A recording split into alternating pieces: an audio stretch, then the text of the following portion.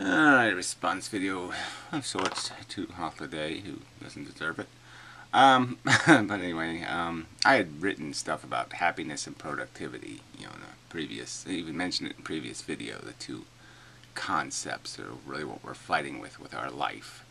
Personal happiness versus maximizing our function. Function is the key word here. So we get into ethics. What you're sort of talking about is the level of your function. Certainly it's a measure, one of the measures of function, perhaps the only one, but certainly one of the measures of function. And it's he wants this somehow to be a physical thing, like something you could touch, like an apple. And value would always be invisible. It'll always never have it's made out of physical things interacting, but understanding the value thing, it's always going to be something where you have to first understand the things having value.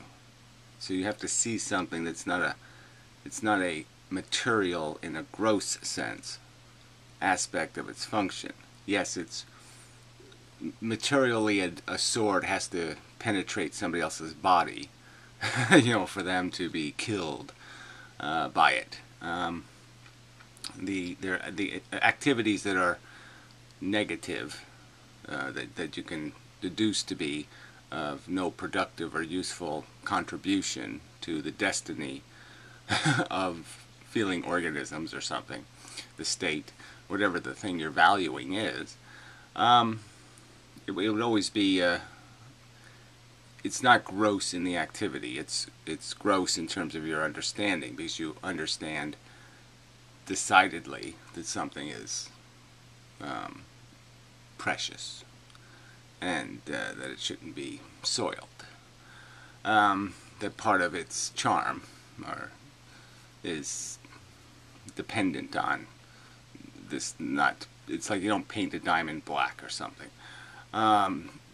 because you're recognizing that part of the diamond's function is its shininess. Well, part of our function, again, I'm going to argue, is revealed in this thing, sentience, feelings, and that this is a value component that is a consequence of our configuration. If I take the minimum amount of brain to create the conscious experience of happiness, and the minimum amount of brain that creates the experience of torment, and I put them in two jars, separate jars, they have a physical difference that, yes, if you're going to be an obsessive, anal, insane person, you could be worried about the exact physical difference between those two sensations, exactly how the little registers are changed. But you really, for the purpose of rational recognition, you don't need to dissect anywhere near that grossly to understand the concept that the sensation is generated by this configuration and another sensation is created by this configuration, and that those configurations are intrinsically, in that they can't stay the way they are. If they stay the way they are, they'll always be bad or they'll always be good forever. So you'd have to change them to make them bad or good, to undo the goodness of one or make the other one bad. And good is a complex concept in the sense that there is this good in removing the bad, obviously. And then there's this separate concept of a good separate from the idea of removing a bad, like there's some sort of intrinsic good that isn't dependent on preventing a bad. I would argue that those are leprechauns. Those are fantasy characters. That there really aren't any deeds you could do that don't somehow come down to preventing or fighting against, deterring, in some way calculating in the interest of preventing harm. That really is the only good thing you can do, is to attempt to prevent degrade in the state of something else. Bad. Or yourself. And that's the balance, is how much is your happiness worth relative to all the other things that are doing the value thing. I'm arguing that we're all Coke machines, exactly the same machine. The only difference is some of them are colored, they have different logos, blah blah blah, but it's all the same thing. And rationally, even though this isn't something we probably have the emotional character to completely get rid of in ourselves. The Buddhists pretend that they're going there, and I don't think they get there. I think it's all pageantry for Buddhists. I think it's all a show. It's a what do you call that? Performance art. There you go. But the idea is to, the recognition of this truth just means that, yes, you have to practically understand that,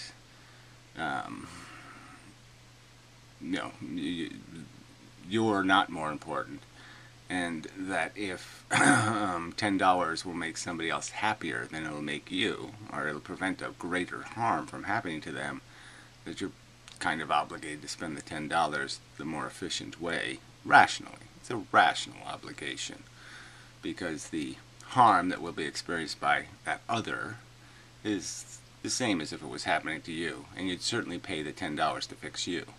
You'd pay $100 or $1,000, and here you're getting a bargain price of $10. So that's the practical fact, and that's why the life is pretty much unlivable rationally, because the exploitation is so intrinsic. The idea of paying people less because there's more available workers and exploiting the fuck out of them, and all of the shit we do, all of the risk we impose on other people because we have the privilege of being able to evade that risk, send somebody else to war, that kind of, we compromise the welfare of other humans every day with every piece of stuff we use at a cheap price. It's just so fundamental to the structure of human life on Earth, that I would argue there's almost no way to fix it, because we're so far from the rational society that should exist. If a human society is going to exist, it has to rationally understand that migrating harm to other individuals is not a solution. It's the definition of failure. It can't be. It's not sensible to devalue conscious experience in other feeling organisms, and it's only through that minimization of the meaning, the significance of their suffering, that enables us to be the consumers that we are. And consuming is all part of this conversation, because that's really our only function. We come onto Earth just consuming. Alright, well, the primary point, see, Holiday has this sickening habit of quote mining everybody, and there's important points and less important points, and it's always difficult to articulate all these things, and so people say things that sound some way, but it's in a context of a bigger story and a bigger explanation, and so it just kind of cheats the argument to play these bits and pretend you've responded to somebody's argument, or to use bits as argument. Just isn't quite right. No, it's quite wrong, actually, and that's the point. See, leading into another point, the big point, is that when you're trying to do this figure out ethics thing, which in a way is trying to figure out what's more productive, right? In a way you could argue that ethics is a value equation, and the point, the thing being achieved is maximizing benefit to cost to benefit analysis and gaining the greatest good for your choice. So if you have a bunch of choices, the idea is to choose the thing that will have the maximum value, the thing on sale at the best price kind of thing, the good that's on sale for the cheapest price. If I have 50 cents in my hand, the ethical thing to do is to spend it to cure some kind of disease. I could buy a Band-Aid for one kind of disease, or I could cure another kind of disease. One would have long-term productivity. Even if it was only 10 people that it cured per year, if you calculated over the future, it would be a far better thing to cure something than it would be to buy Band-Aid. So ethically, the right thing to do would be to cure. Because in a sense, by making the wrong choice, by failing to make the right choice, you've done extra harm, in a way. So that's sort of this complexity of doing these ethical evaluations. So again, the primary point I'm trying to get to is that the real failure here is to sit there and look at ethics and see and try to attempt to find out what the right thing to do is. You want to understand ethics. You understand it by first identifying the wrong things and figuring out why something is wrong.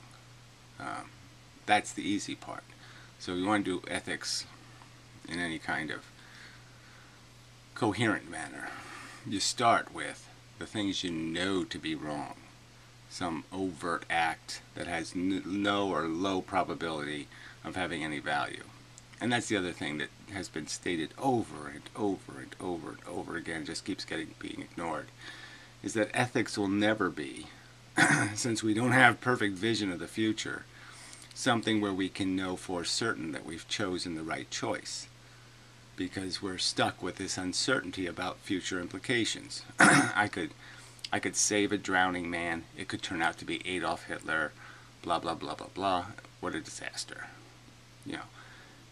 But the point would be, is from the position I was at with the information I had, that's ethics, is figuring out what's the right choice based on what you understand probabilities to be and likelihoods. And that's the best we can do. We can figure out what is likely to produce a certain act. So if I say me raping a woman, you know that there's a very little likelihood that this will have any productive effect on the destiny of the person you raped, or the people that know her, or the very low likelihood of this will be. Now for some, it saved their life.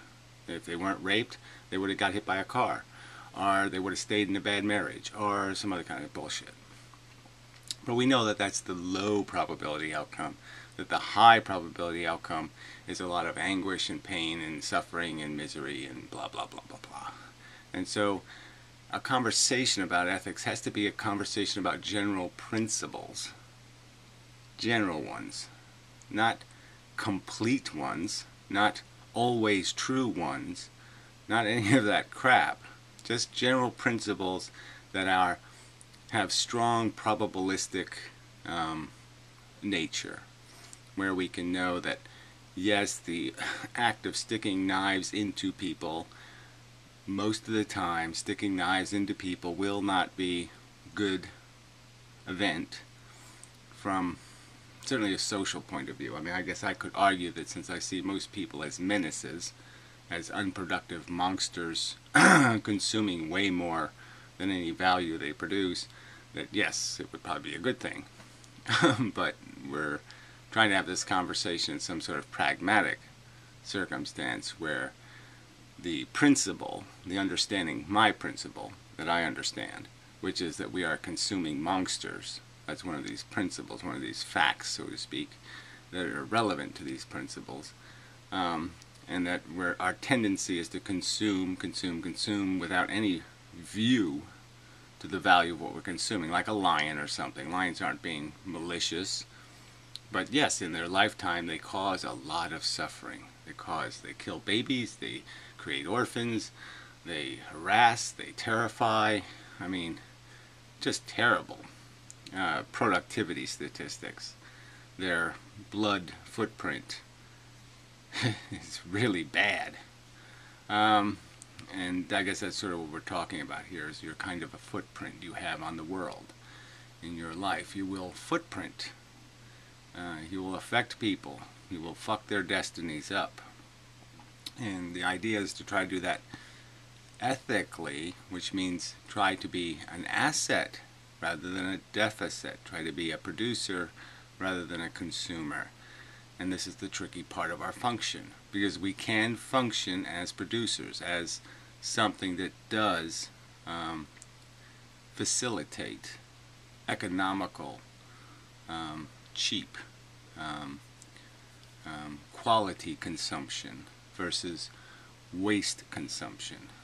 We can promote the idea of the efficiency of not having nails on the roads or something. You know, the whole basic ideas where we can take so much harm, so much misery, suffering, deprivation, and pain out of the management of this game we're playing, with our action, with our function, with our advocacy, with our thought that we apply to a circumstance. How much time did we think about it? Did we invent a good idea? Did we, you know, the whole politics thing? And again, these are points I would make that, even though I'm being pragmatic here, the point is we're so far from the proper attitude. People are living for Christ, or they're living for Mohammed. Silly values of you can only molest 17 girls, virgins. This whole valuing a virgin thing. Anyway, it's just also quite disgusting. And so people are living for these false values of their personal actualization of whatever kind of neuroses they have. And it's all neuroses in a sense. Your ambition is all made out of some sort of conditioned dependency and condition of need, and I need to feel I only will feel complete if I have a Rolls Royce in the driveway, or you know, a pink flamingo in the yard, or whatever the thing is that makes you, completes you, and then you'll be uncomplete once you're completed, of course, because now you're really in trouble, because now you've lost your ambition mojo, and then you'll start, you know, drinking and doing all kinds of other probabilistically unproductive activities, and spiral into being a real horrid consumer of other people's welfare and time and pain. So again, I guess the point I would make is that yes, ethics is a complex conversation, but it has to take place in this. First, you have to define some value premises, some facts, and I guess the fact that Hofstadter will evade until you come up with some material description of it is this fact that sentient organisms have experience, conscious experience. They are dependent on brain configurations. They are physically things, but for the practical purpose of conversation, we know them as experiences, and they can just be defined as experiences, and that they carry value. The torture of a sentient thing is a valuable thing, and if you're not really to concede that, then you know there's really no conversation about ethics, because these are defining the variables that go into the equation. You can't do the equation if you're not willing to describe anything as having distance, or anything having velocity, or anything having acceleration. Well, these are the things that have the elements going into the equation, or the things you've designated as valuable. And the argument I'm making, in some sort of, to compare it to physics, the fundamental element of value in this universe is sentient experience.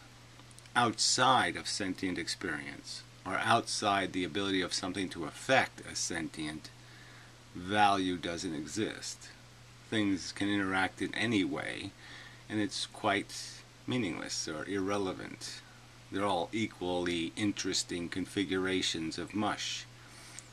But the configurations of sentient organisms are more than just interesting. They're important, because they carry this value component. They carry this dramatic difference between being in pain and being comfortable. And that concept underlies all the value equations. It's all about maximizing comfort and minimizing suffering in some sort of again, the second layer principles would be identifying what has value. The desire of the rapist, or the expectation of the victim not to be a victim. And I would say this clearly, it can be understood that the taking ambitions within humans are, although real, they have less integrity than the giving ambitions, because all of them exist completely at our discretion. We can choose to embrace negative ambitions, or we can eradicate negative ambitions.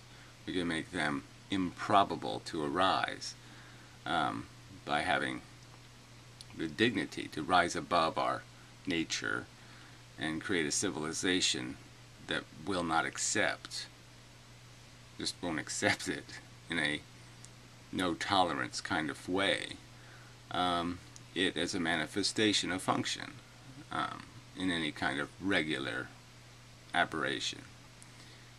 Mental illness is mental illness, but we know that most of the blights of our human civilizations are not the product of illness per se.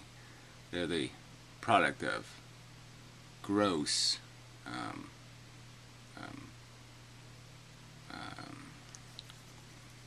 destruction in terms of the maturation of good ingredients mixed horribly. Bad baking. We bake bad humans, and clearly we can fix the procedures, the activities that are baking those bad humans by creating a system that understands and lets every individual understand clearly that you will be judged. You will have to meet standards. You know, we're not going to let you be anonymous and a coward and all these other things that people seem to thrive on, that a real civilization would understand those things to be quite abhorrent. And the manifestation of people being able to feel ego gratified by being an asshole would be in a practical sense impossible, because they would be maturated in a civilization that made it understood that you can't win that way. I see you. We'll see each other, and we'll know what's really happening. And you just won't be able to do it in any other way but an honorable way. I mean, that's a little preachy, but I just mean this is a critical part of you know, you not only have to make people think better, but you have to make them feel differently. You have to give them these different sensibilities, and that conditioning is part of a culture, and a culture that thrives on crass, superficial, fantasy bullshit, you know, telling little kids fairy tales and whatnot. You will create psychotics that way.